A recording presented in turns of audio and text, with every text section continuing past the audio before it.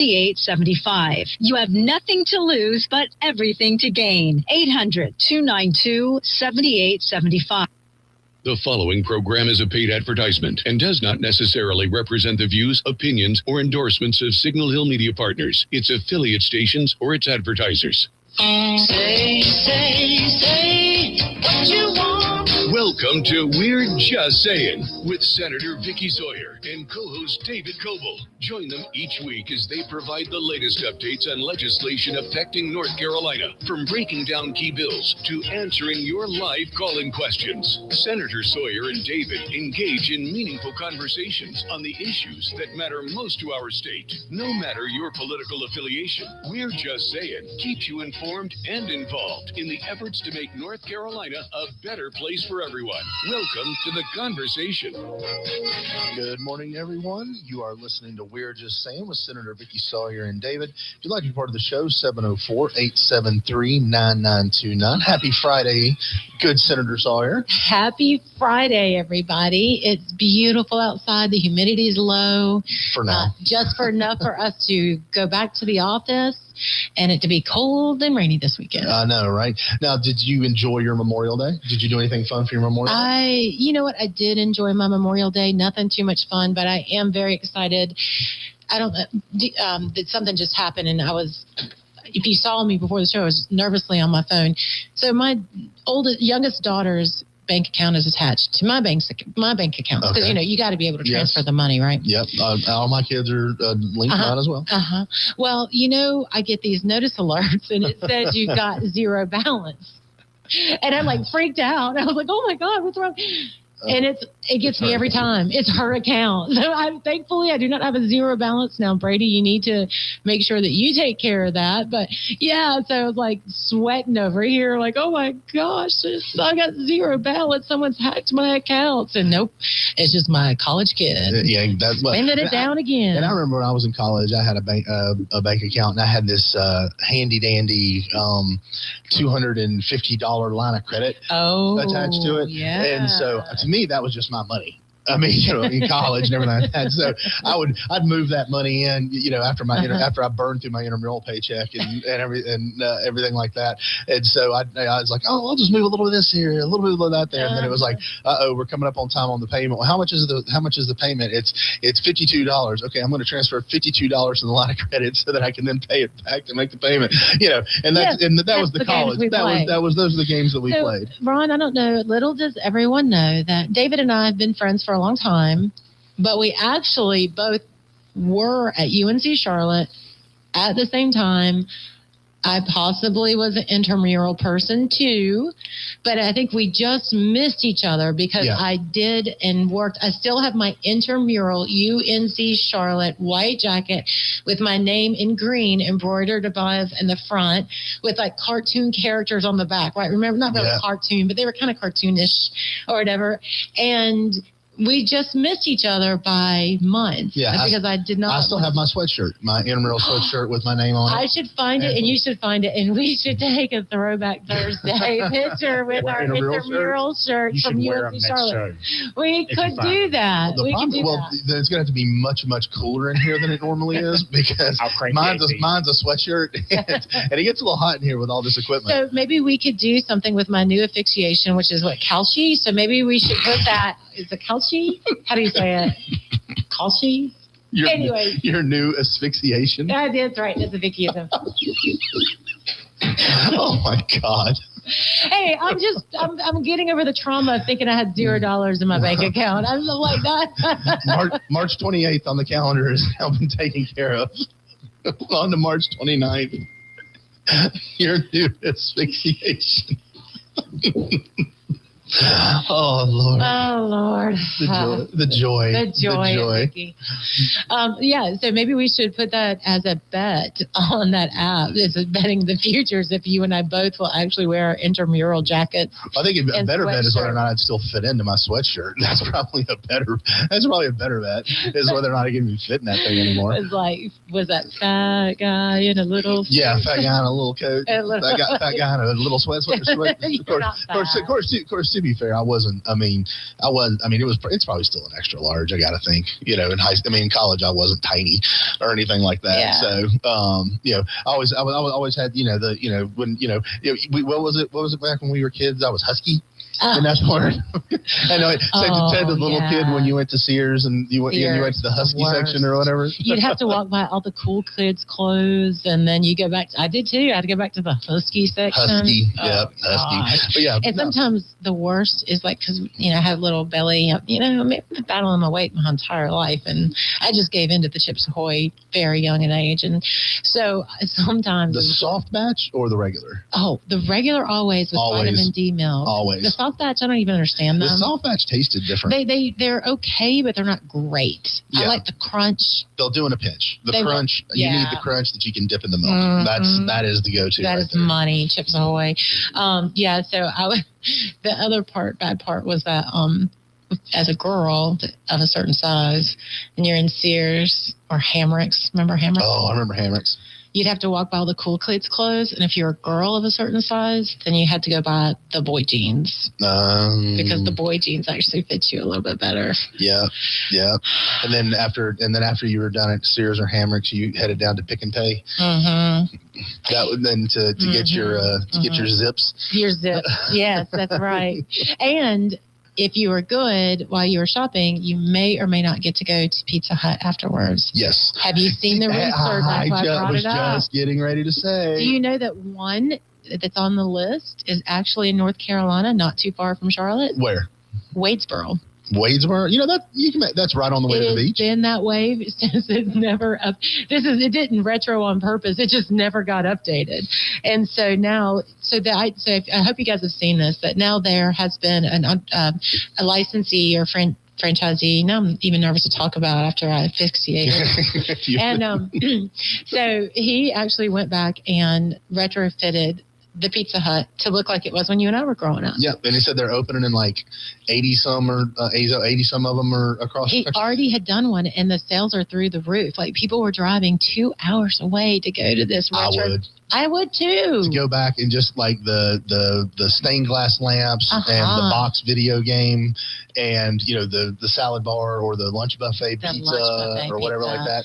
I mean, that I would drive 2 hours. They had the best Thousand Island of anybody. Thank you. You know what? I've got a personal thing that I'm doing now when I go out to eat and I order a salad. I'm intentionally ordering Thousand Island because it is under duress and threat of People being. don't have it. I know. So I'm ordering Thousand Island every time I go somewhere because I don't want it to go to the wayside like the French dressing did. Yes. French is never, I don't even like French, but I've seen what happened to the French dressing. I am team Thousand Island. Yeah, French dressing was always solid when Thousand Island was not available. Correct. I was always good with that. Yeah. But no, the Pizza Hut Thousand Island, absolute money. The best. With of course, deep dish supreme pizza. Absolutely. Pan, not hand tossed, not thin crust, pan pizza. And then always the best, Miss Pac-Man table style. Yes. Absolutely. Yeah. And then my favorite was always when you got through Book It. You read a certain number of books and you signed off on them, and then you got your Pizza Hut personal pan pizza certificate. And so you get from your school, so you get to go for a free personal pan pizza at Pizza Hut. I love them. I mean, see, man, those were the good old days. You're a nerd. You're such a nerd. Hey, look, you wanted to get me to read a book back then? Give me a certificate for a personal pan pizza. Then I will pound some bookage, no problem. It's the husky. It's the husky. It's the husky. But look, it was a trade-off. Poor health. Poor eating habits, but for educational purposes. Yeah, right. And I feel like, it probably equaled out in the end. It's kind of the way we live our lives now. It kind of is. Oh my gosh. Well, we were off this week in Raleigh. So that means that we had some good personal space. So I think, at the time when Speaker Hall had announced this, I had heard some of my Senate brethren kind of like mumble and jumble. And I saw some things online where Democrats were like, well, they haven't passed the state budget. But really, this was the perfect time. I commend Speaker Hall for this. We were just in there long enough to start really getting on each other's nerves and stop not wanting to see one another. we have a little break. Staff is working on the final details of the budget that had been worked out. So it gives central staff a little bit of time to get all of their ducks in a row. We will hit the ground running next week, and you will see a lot of things moving very quickly. So honestly, good for you, Speaker Hall, for putting this week in, because it really was a good time to break. Yeah, you need a break, and especially when you're going as fast and furious as you guys have been. Mm-hmm. Yeah. I don't know about fast, furious. Well, furious, yes. Yeah. Maybe not fast, but furious. So I do have an admission to make. Other than having a new Vickieism.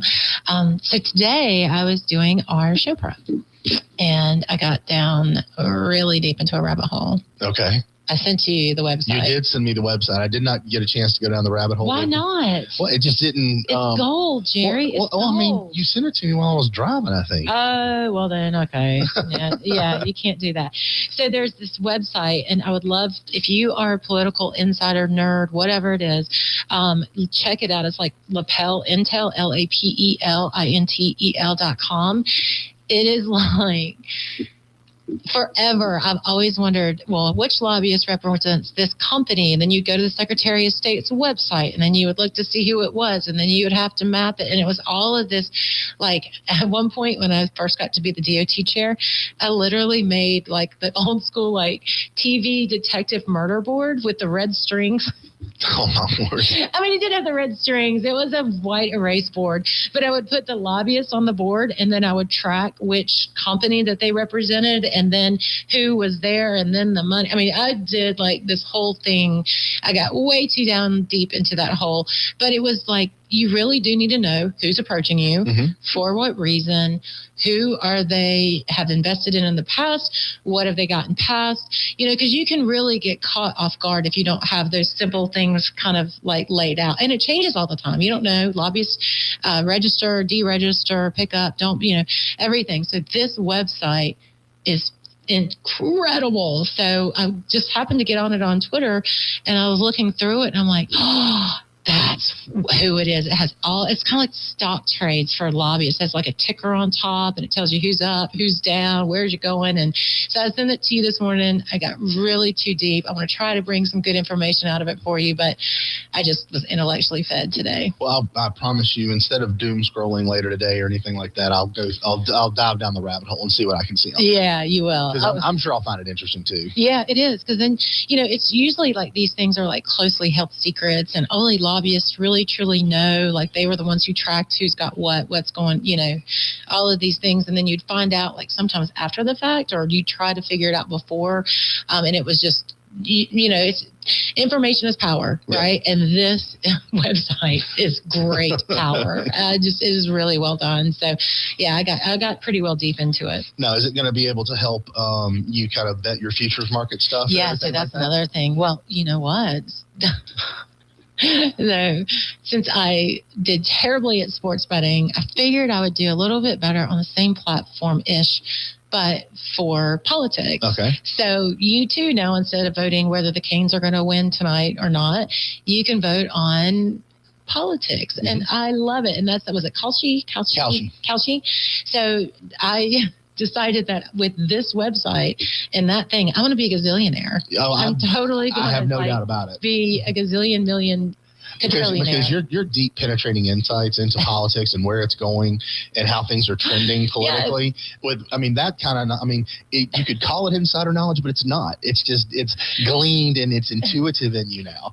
But unfortunately, it appears as though there's unless you all exempted yourself from this, there appears to be a law coming around to bar state employees for predictive markets. Yeah, so it is. You know what? Like, somebody should start following my Kelsey account, and then they too could be like a Nancy Pelosi. Yes, exactly. You could be the Nancy Pelosi of predictive markets. I'm going places. Now, hear this. So Nancy Pelosi made a gajillion dollars in the stock market, all based off her inside knowledge in Congress. There's no debate about that. Yeah. They even made an app tracking Nancy or something like that. Yeah. And she beat the stock market by like 65% or something like that with her investments. But can you imagine if there had been predictive markets, what Nancy could have made? I know. Like on bills she was pushing forward and bill. She was going to put a little prediction market. Oh yeah, this bill's going to be killed. Da, da, da, da. I'm going to throw a cool $1 million on it. Oh, look at that, he was killed. Look at that. Imagine the money she could have made on that. I know. Well, this girl, there's no Pete Rose going on over here. I don't have any insight, all that other stuff. I'm looking at like the senatorial. I'm going to put a little money on some of those Senate races and just a little bit of different things. Maybe I'll put a trend on there. Maybe you and I could, if we wear our or find our intramurals checks. But isn't there something that's supposed to be happening on the back end, like other people investing on one side or the other? I'm like sure. the yes or no. I don't know. And I feel like we've probably given it away at this point. I think so.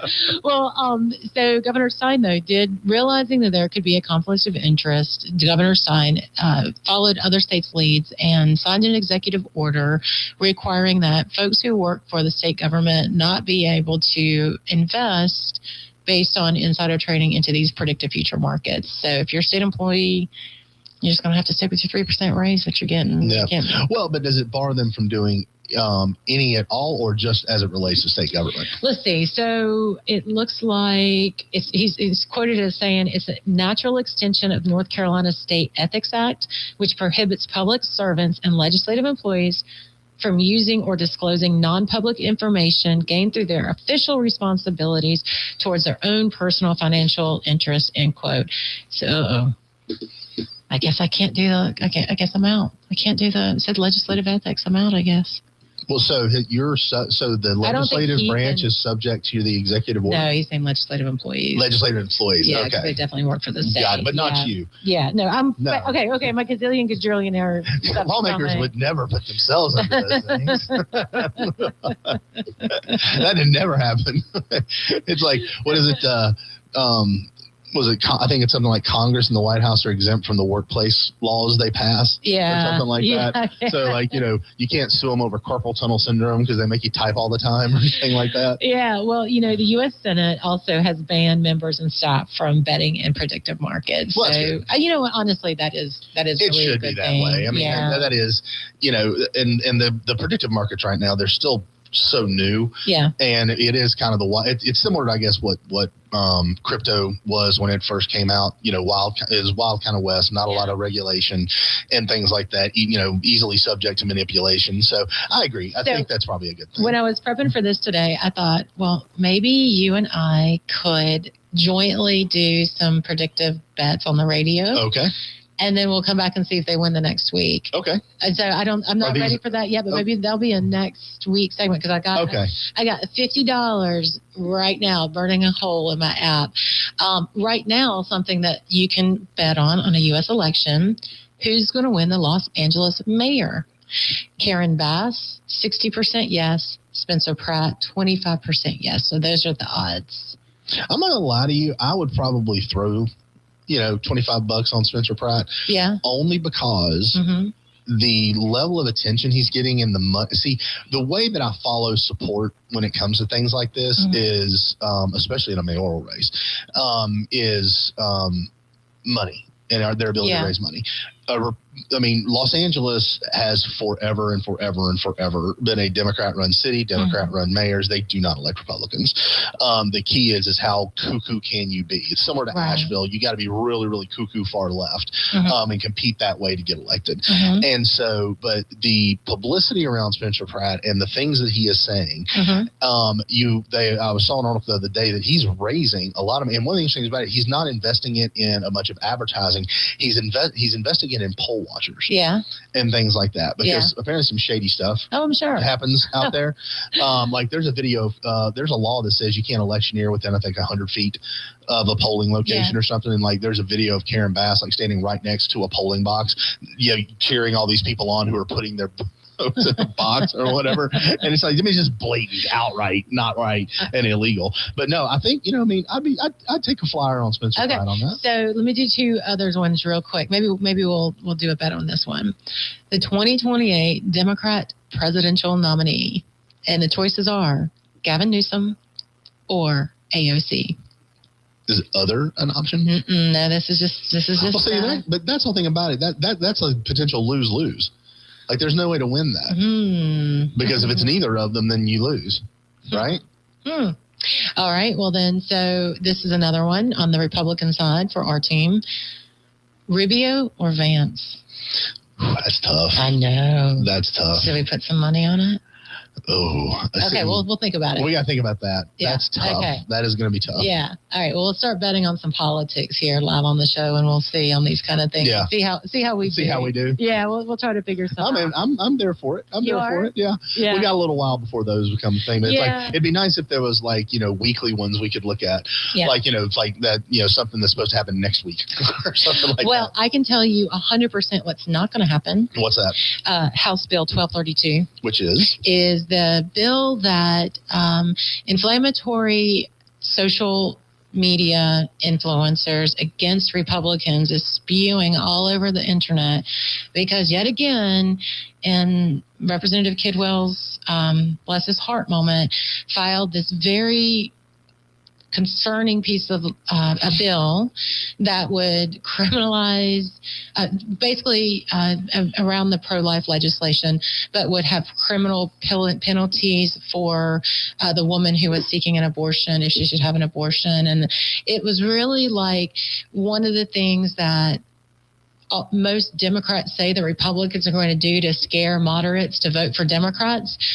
It's everything in that bill. Yeah. And he just said, here you go. Here's campaign fodder and something for your mail so that because a Republican filed this piece of legislation that's going to scare everybody in the middle away from Republicans and send them to Democrats. And I know that wasn't his intent, but really that is what's going to happen. I don't see that bill moving at all. There's no way. In fact, Representative Moss, who had been a supporter and also someone from the Sand Hills portion of the state, was on that bill. He issued a public statement taking his name off of the legislation because the legislation was just really had a lot of fallout from that. Now, remember, when you elect somebody, they have a right, just like everybody else, to file any bill they want. Yeah. Again, I'm totally down with the Vickie Sawyer Day in North Carolina. In celebration of you. In celebration of me. And I could legitimately file that bill. That's what first reading is. Yes. But there's over 1,100 bills filed each year, if not more. This is just one of tons that will be sitting in first reading and never moved again. Well, and that's what, that's why we need a Ways and Means Committee back. Do you know what the Ways and Means Committee is? What was the Ways and Means Committee? So the Ways and Means Committee was a committee, at least in the Senate, I don't know about the House. I learned about it recently. So it was the committee that every bill went to die if it would never be moved. It would get moved from the first reading in the rules and went straight to the Ways and Means Committee. And Senator Berger actually told a really cute story about the chair of the Ways and Means Committee who had recently passed. And he was telling the story on the floor that as the majority leader for the Republican Party, when they were in the minority, it was his job to try to keep the bills out of the Ways and Means Committee so that he could move. And he said every year he would send a letter to the Ways and Means Committee chair and ask for certain bills to be moved. And the Ways and Means Committee chair would always respond back, "We will consider it when we meet." Do you know when the Ways and Committee meeting met? Never.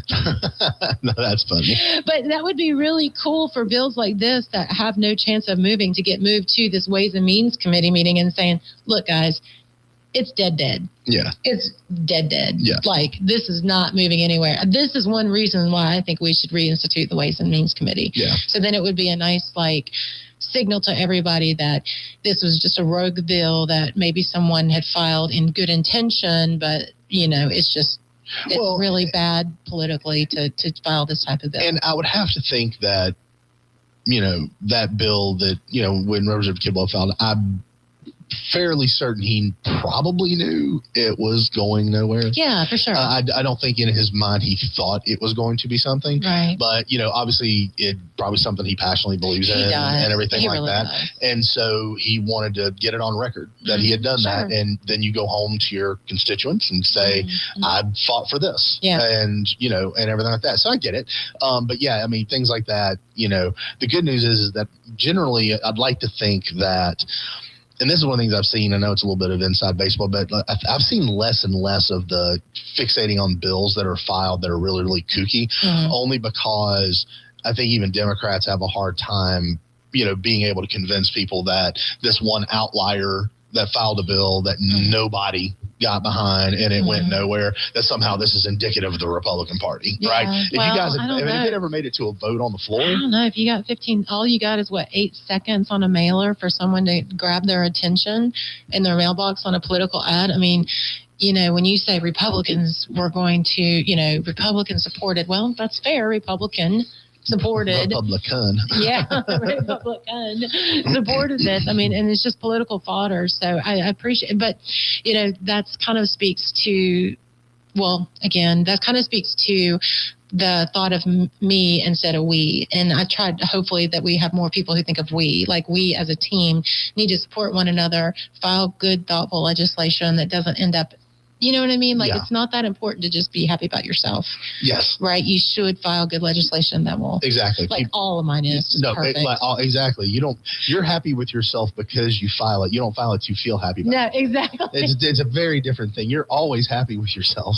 It's not like you need that to validate you or anything like that. That's just how it is with you. That's until Victoria comes up. And then Victoria comes in and slams me back down and says exactly. that kind of stuff. But yes, I'd like to lay to rest that we're not going to try to do capital punishment on any woman who's seeking an abortion. Well, thank you for that. Yeah, you're welcome. I support that, by the way, for you guys not doing that. Absolutely. Yeah, so they were going to be held accountable for attempted murder held accountable for attempted murder or for first degree murder. Yeah, that's not going anywhere. That's a bad idea. That's not the way it should be. Yeah. We're going to go ahead and go to break. You're listening to We're Just Saying. We'll be right back. I learned patience from my adoptive dad. All he had to say was, "Hey, you got this. Just breathe." Hey, we're pretty good. yeah. Might have to start a band. I got it. Learn about adopting a teen from foster care. You can't imagine the reward. Visit adoptuskids.org to find out more. This message is brought to you by Adopt US Kids, the U.S. Department of Health and Human Services, and the Ad Council. Hear that? That's the sound of your life. Perfectly imperfect. Beating in rhythm to the world you've created. But every time you drive after drinking, the music gets drowned out. Your life sounds pretty great. Don't let a buzz ruin it. Buzz driving is drunk driving. Don't drive buzzed. A message from NHTSA and the Ad Council. You took the first step and quit smoking, but even former smokers may still be at risk for lung cancer.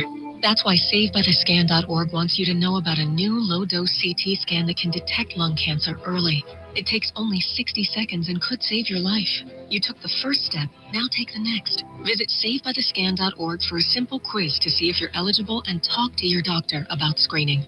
SaveByTheScan.org is brought to you by the American Lung Association's Lung Force Initiative and the Ad Council. All right, son. Time to put out this campfire. Dad, we learned about this in school. Oh, did you now? Okay. What's first? Smokey Bear said to. First, drown it with a bucket of water, then stir it with a shovel. Wow. You sound just like him.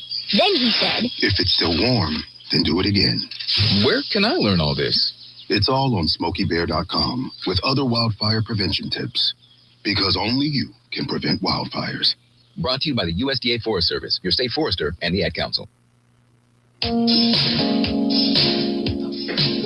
Welcome back to We're Just Saying with Senator Vickie Sawyer and David. Like to be part of the show, 704-873-9929. Hey, I just want to say something really quick. What's that? We have a wonderful, loyal listener and friend's birthday today. Who's that? He is Rhonda Hoke. And Rhonda, happy birthday, Happy birthday, Rhonda. Iredell County School Board member, longtime fire chief, great supporter, amazing servant. And yes, Rhonda, I do expect you to work a poll for me in the fall. Just in case you were asking if you're looking. No. I expect you to be at West Iredell handing out Sawyer. Happy birthday, Rhonda. Happy birthday. She's putting you to work. Yeah. Going through your calendar for your birthday when it comes out to work a poll. Yeah, I know. Ronda's a great guy. Though, great servant. He does a great job for us on the school board. Yes, he does. In the midst of a lot of tough times up there still. Yeah. But we were talking about a bill going nowhere. Hopefully, a bill going somewhere. Yeah. One of the things that you had brought up was there's a bill making its way through dealing with victims of sexual abuse. Yeah, and I do want to give a shout out to one of our constituents. And if you think that folks don't listen, to individuals who come with a concern. That is not true. This young woman has really worked hard to get some of these things passed. It wasn't everything that she wanted, but no bill ever is. But it's in regards to a sexual abuse bill that is going through. And thank you to Senator Warren Daniel and Senator Danny Britt, who listened to my request to listen to this constituent and to work some semblance of her request in there. But right now, if the bill is going to be approved, it would allow sexual assault survivors to request information about the location and testing status of the rape kit. Now, you remember under Governor Cooper's administration, even back before when he was Attorney General, there was, thousands of rape kits that went untested. Tens of thousands that went untested. Yeah, and thankfully, again, Warren Daniel, Senator Daniel, and Senator Britt really took the lead in working with them to get the funding to make sure to test all these rape kits. So another example why Governor or Attorney General Cooper at that time was like just the pits. The survivor would also be able to request written notice 60 days before the rape kit is set to be destroyed, so that you would have information about that. The survivor would be allowed to have an advocate or support person to accompany them during court proceedings, and the Attorney General would have to publish a clear list of victims' rights online and distribute it to all hospitals. So, yay, someone, from our community took a bad situation, and hopefully it'll make it better for others who go through the same thing. I love seeing that happen. Absolutely. No, I mean, I think, if you can think back to just what an absolute scandal it was, how many rape kits went untested, and then 12,000. I need to look that up. It was some insane number. It was ridiculous. I mean, the backlog of rape kits, and just how long it took to get them processed, because the longer it takes to process, the longer it takes to get to trial, and the victim just is sits there waiting and waiting, and the heartbreak and the misery that has to be a part of that for a victim, I can't even fathom. But it was a huge backlog, and then something like this I think is great. I think there's been some work done. I know the General Assembly passed some legislation on that, right, on the kits and things like that, so hopefully the backlog situations doesn't ever occur again. But I do think that's great and that's one of the things. Some of the better bills that that come out are ones that come from individual constituents who make their elected officials aware of things they might not have ever been aware of otherwise. Correct. Yeah. I know the child marriage bill that you pushed through and everything like that. I know that came from just a couple of constituents. No, it came from me sitting at the Yellow Deli. And yeah, exactly. So, it was actually me sitting at the Yellow Deli going, these kids are kind of young. What's going on here? And then little did I know I was kind of late to the cause, because there were a lot of clerk of courts who were seeing these things, and they had this whole initiative. And there was, you're right. So it was, I'd like to say it was me, but. You were made aware of something that you weren't really aware of. No, exactly. Gosh, no. Yeah. I had like a 15-year-old at the time.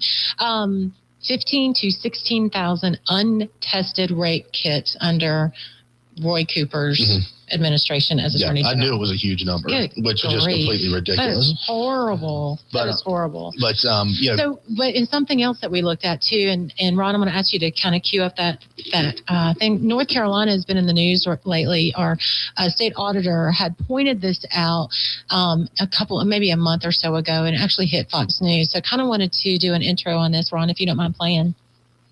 Investigations. Now, North Carolina state auditor is taking a proactive approach to all of this. A legislative memo from this month shows Medicaid spending for applied behavior analysis, known as ABA therapy, at $122 million in 2021, $544 million in 2025, and is projected to surpass $1 billion next year. That's just North Carolina.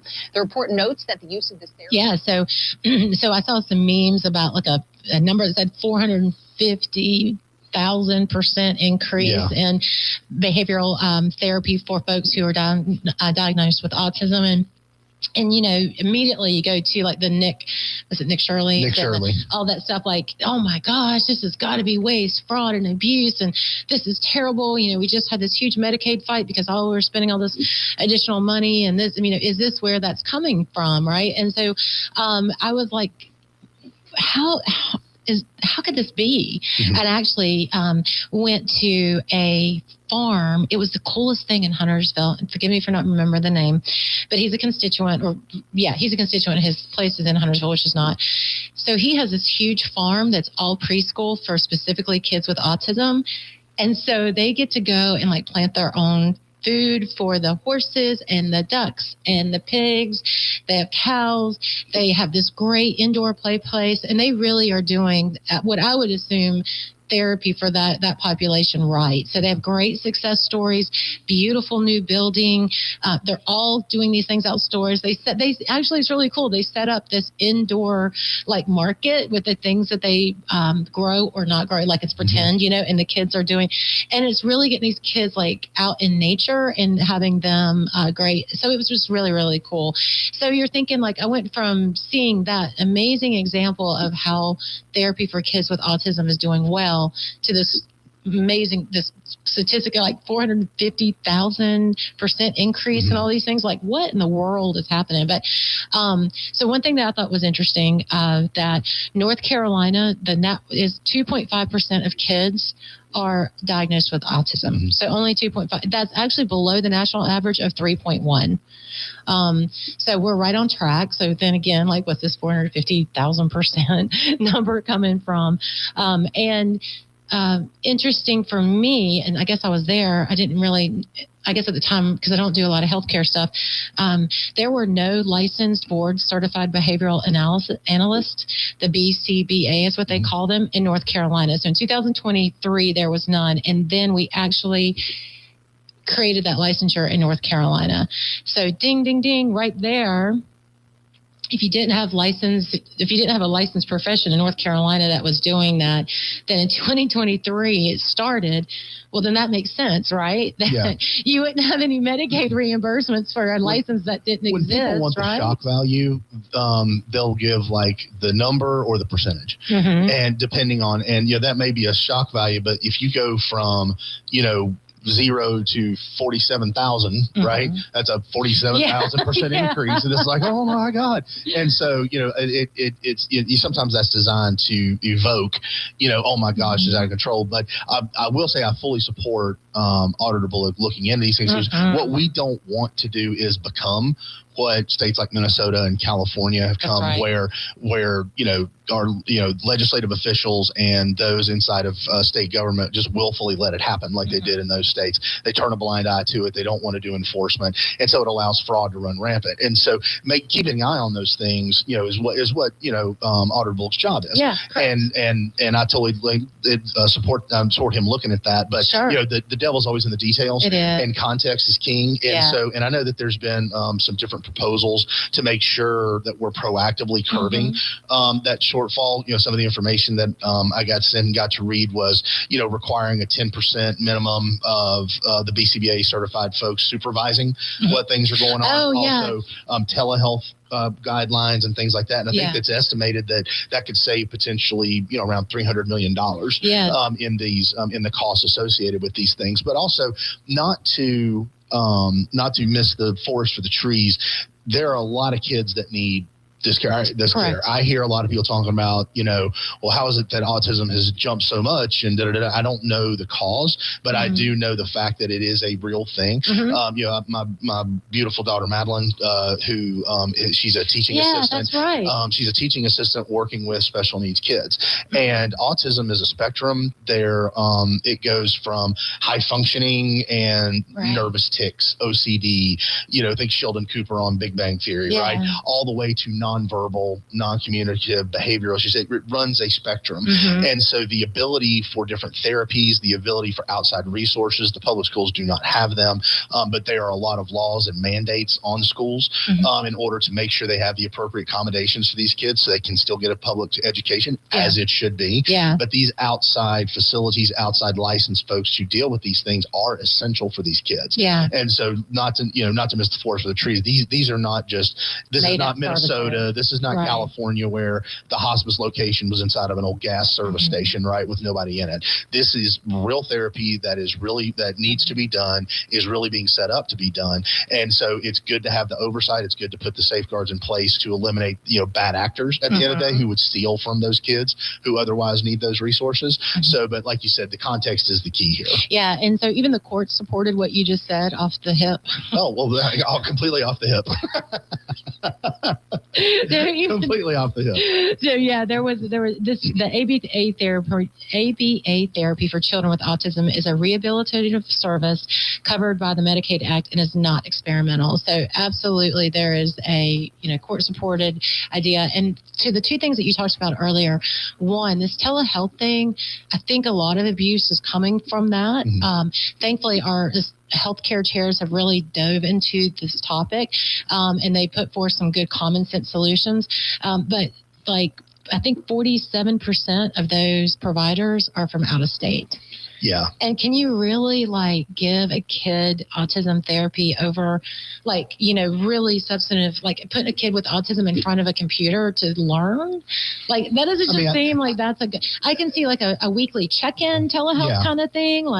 Hey buddy, how you doing? Let's talk about your week. But literally doing reprogramming and behavioral therapy and all this other stuff. I don't see how you can do that over telehealth. Well, anyone will tell you one-on-one in-person therapy is the most effective, because a lot of these, and my daughter comes home and tells stories about the exercises she does and things like that, and it's okay, they go home and maybe they could practice on the computer, but it just never yields the kind of benefit or anything like that one-on-one interaction, because it's not adaptive, right? If the kid, sometimes these kids, they're just not into it that day, right? They're just not interested or whatever like that, so you try to adapt and you try to move and try to get them into a place in mind and things like that where they can get those things done. Yeah. So in person is definitely the key. The 47% being out of state. I actually need to flip that around. I'm sorry. Forgive me for that.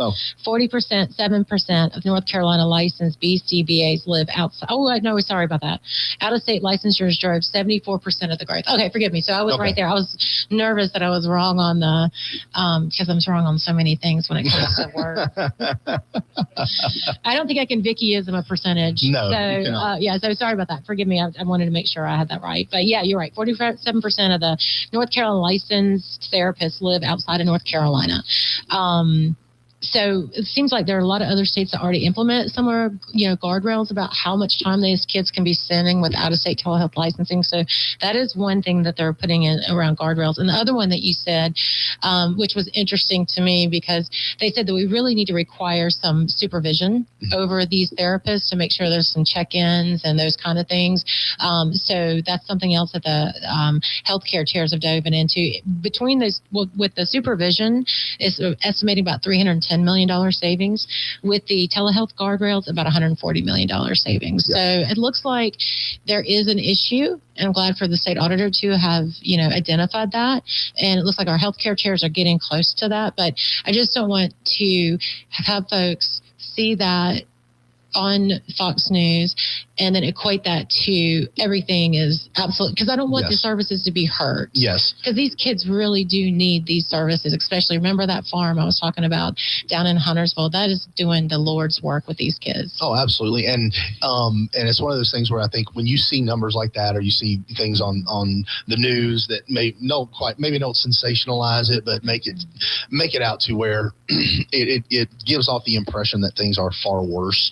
And it's far more dastardly, if you will, than they are. There can be a tendency, I think, sometimes in our political, leaderships, not you, of course, but other political leadership, to overcorrect, to make it to show they're doing something, to act quickly, to act rashly, and to overcorrect. We see that a lot with government, and so taking this kind of deliberative approach, I think, in North Carolina is absolutely the right way to do it. Because you don't want to be in a situation where those kids suffer and you cut back so much that there's no longer people providing these services. Yeah, absolutely. So now going back to something that we had talked about, and I don't really know as much about this as I did as I should, but this whole idea about changing our tax structure for sports betting continues to come up, and it was a very hot topic. So the article that I'm reading from, actually, or I'm not going to read you an article, although I probably should, so I won't mess up the words, but the article I'm pulling from is from that website that I told you earlier, because it was very interesting. Where does North Carolina spend the money or the tax money that it's getting off of sports betting, which I thought was absolutely interesting. But in the 2 years of sports betting, North Carolina, the cumulative handle was $13.2 billion. spent on sports. Spent on sports. And of that, how much was collected in? $287 million. That's a lot of money. That's a lot of money. That's a lot. That's a lot of money. But where does the money go to? So you're welcome, by the way. Is that what you're saying you took? I know. I did my part to contribute. I did my part. That is too funny. So where does the money go? So a lot of it goes to, sorry, I'm having a hard time looking. Okay. So 45% of that money, that $287 million, goes to the general fund. So that's just like our coffers and checkbook. 27% goes to major events fund, which I got to pull up the article because it shows you exactly where they go to. But these are like sometimes even worldwide, but national events, championship, those things. Major League Soccer tournaments, World Cup qualifiers, things like that. That's the kind of things that those go. Yeah, so it does. So that's actually really a good thing to have that type of fund to be able to attract world-class sports and tournaments in North Carolina. I mean, if you're a Charlottean, you're going to love the sales tax and the occupancy tax and the hotel tax. I mean, all of the tax, all them good taxes that are coming in. 22% of that money that we collected goes to 13 UNC schools. So that helps them. Now, I don't know. And the one thing I didn't research is, does that allow them? That doesn't go to NIL, right? Like NIL money has to come from from endowments, or I am not. Originally, it was not supposed to go that. But there's so many changes in NIL structures these days. I'd be hesitant to say that's still the case, but I know originally that was the case. It was not going to NIL. Right, because so there is a thought, and one part of a piece of legislation I saw going through is specifically NC State and Chapel Hill were excluded from the take on this thing because, they just think they're so much better than the rest of us. Go Niners. Go Niners. They just think they're so cool. They're all so cool. So now there is some legislation that is being considered to include them. And that's what I was questioning about the NIL. Well, I would really like to have someone on the show go through all of this stuff for us. That would be really NIL? Funny. Yeah. Well, I'm sure we can find somebody. Yeah, that would be really, really cool just to see. They could probably give us an update on where things stand that particular week. Right. It seems that things are constantly changing in the NIL space. Yeah. Which don't even get. It's the Wild West right now. Is it? It really is, and it's very difficult. And I've had conversations about this and stuff like that. As part of UNC Charlotte. Yeah. And trying to figure out how to fund those things because ultimately we're in a I was always a college sports purist, right? Athletes were getting scholarships, they were getting stipend money for meals and things like that. They always had the nicest dorms and everything like that, which was fine with me. I wanted good basketball. We didn't have football when I was at Charlotte, obviously, but you want good basketball, good football, and everything like that. And now it's lost a lot of that, passion, if you will, because it's semi-pro pay, and that's just the lay of the land. Except for the women's softball tournament, have you been watching any of that? So I have been because I have been fascinated by Jason Williams' daughter in Texas Tech in that Florida game. Yes, drama. I mean, she's been hit. What was it, 5 times? Yeah, in 2 games or something like that. She was hit 5 because she transferred from there. And it was a whole brouhaha. But 5 times. But no, I will tell you right. This time of year, I love the women's.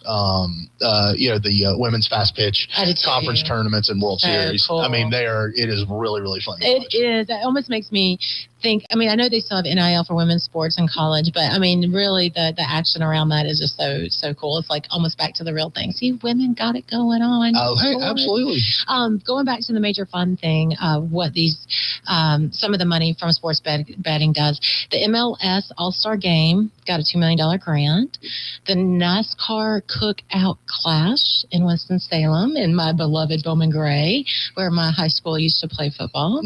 NASCAR Race the Rock in Richmond County, the NHRA Nationals. And if I could stop you right there, the Race the Rock in Richmond County. Yeah. NASCAR purists remember back in the day of racing at Rockingham. Yeah. These smaller tracks, I mean, it was smaller tracks, and that's when it was exciting. NASCAR blew up in the late 80s, 90s, and stuff like that. And we went from tracks that held 50,000 people to tracks that could hold 100,000 people, right? And since then, a lot of those tracks have. I mean, if you look at Charlotte's almost, maybe 2/3 or 1/3, because you used to have all around the track, you had stands, and now on the far side away from the grandstands, that's gone, right? And so something like that gets people back in these smaller counties that need an influx of sales tax and room rates or room nights and things like that. It's a huge economic booster into those counties. Room rates. Rates. Did you catch that? Thank you. Did I say room rights? Rights? Yeah. I could have just been saying rights. Rates. Maybe my candler kicked in. My candler kicked in. I'm sorry. No, room rates. I know I've said this before on the show, but I will say that I grew up and my peer group was all NASCAR. So I was in my Huskies with my buck teeth and my Ernie Irvan shirt on. Yes, I loved Ernie Irvan. Yeah. Number 4 Kodak.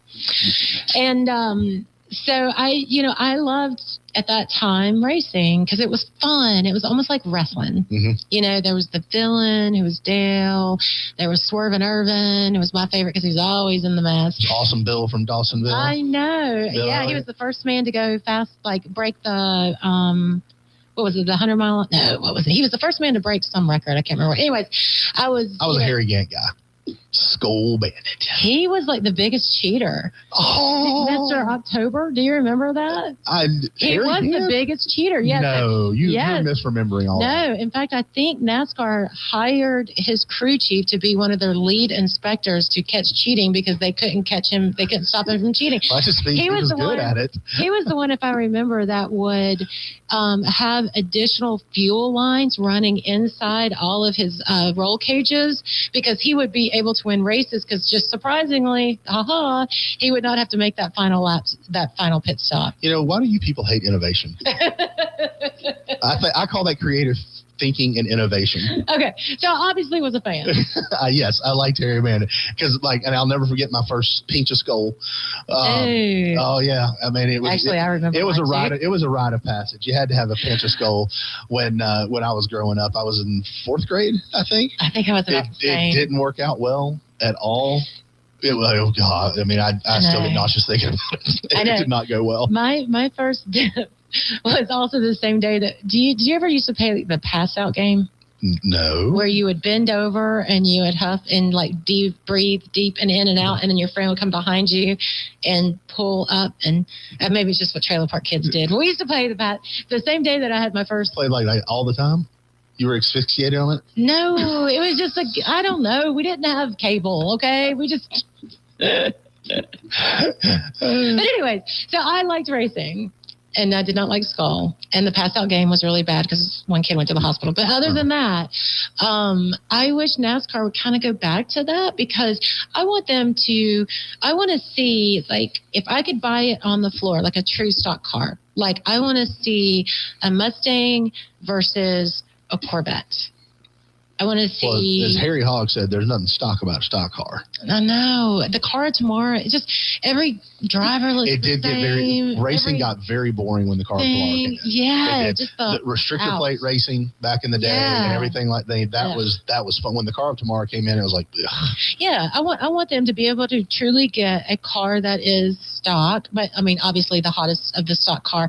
And I want to see if the Toyota beats the, Mustang beats the, the bow tie. Yeah. But anyways, that was when it was fun. And then you had characters and everybody was different. And it was real. And see, I've always wanted to see a retro golf tournament with PGA players where they had to play with persimmon head drivers. That would be cool. And the blades from the 80s and stuff before technology just exploded and they're hitting it 380 yards. Now, I'm sure, I'd love to see give Roy McIlroy a persimmon head driver and see how far he hits. Now, he's still going to hit it a country mile. But, back in the day when they were really wood, when woods were really Woods. I'd love to see them play a tournament using those and just see where it actually They would look like my golf game, maybe.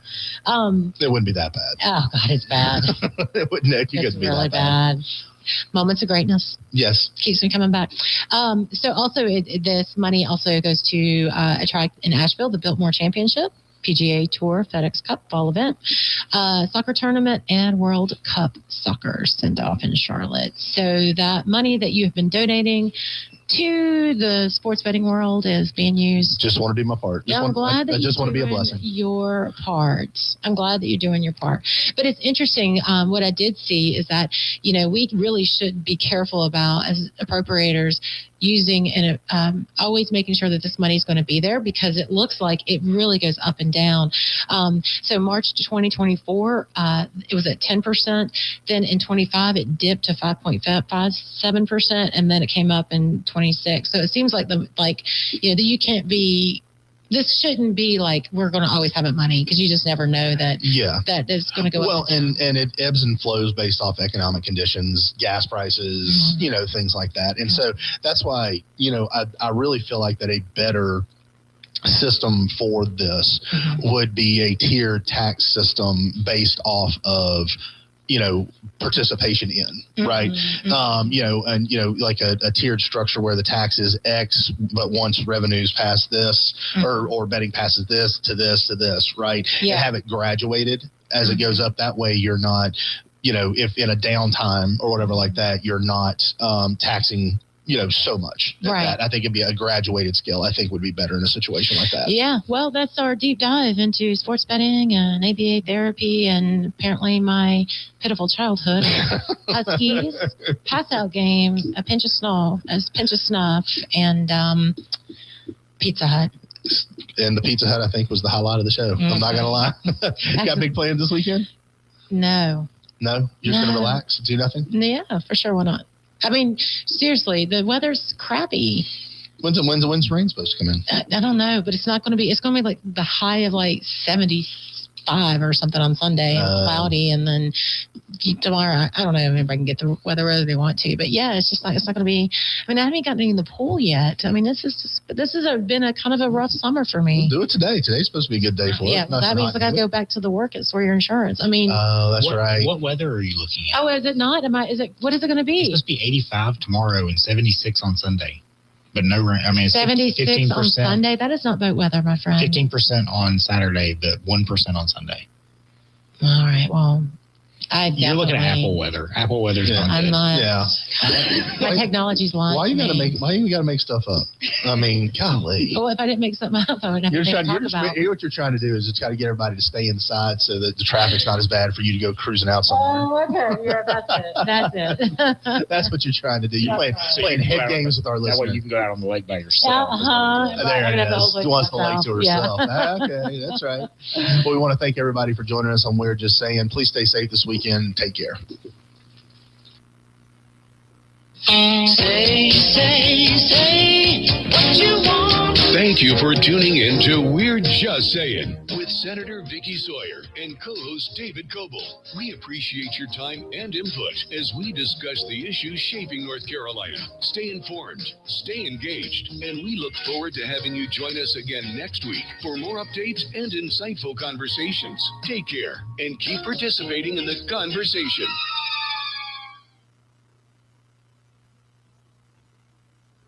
It's 5:50 a.m. WAME, 92.9 W225BD, Statesville. WAME and Bunce Johnson Funeral Home are proud to present our national anthem, Bunce Johnson, where every detail matters. Call them at 704-873-7223 or stop by their location at 705 Davie Avenue, Statesville for your personalized experience. Oh, say, can you see by the dawn's early light what so proudly we hailed at the twilight's last gleaming, whose broad stripes and bright stars through the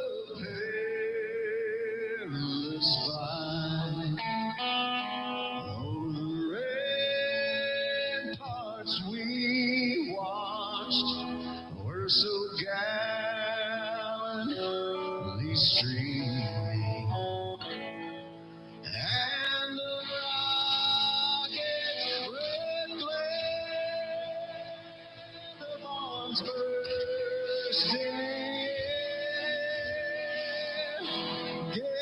proof through the night that our flag was still there.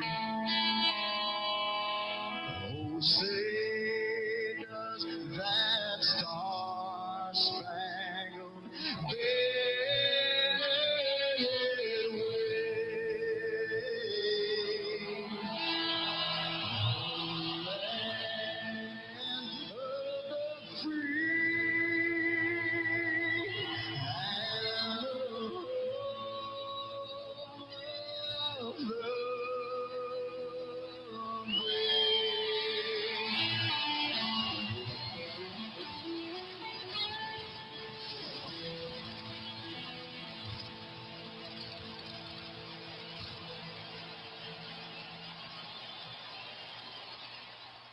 When your celebration of life is prepared, it becomes a gift to your family later. No one should have to pay for a loss when they're experiencing one. Paying in advance protects your loved ones and gives you the peace of mind you deserve. Let us help you plan every detail with professionalism and compassion.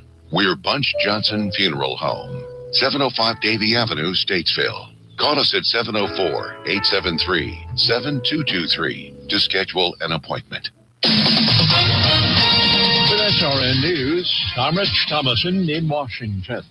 President Trump says he is holding a White House Situation Room meeting with his advisors as he looks to make a final determination on moving ahead with a deal to extend the Iran ceasefire by 60 days. NATO member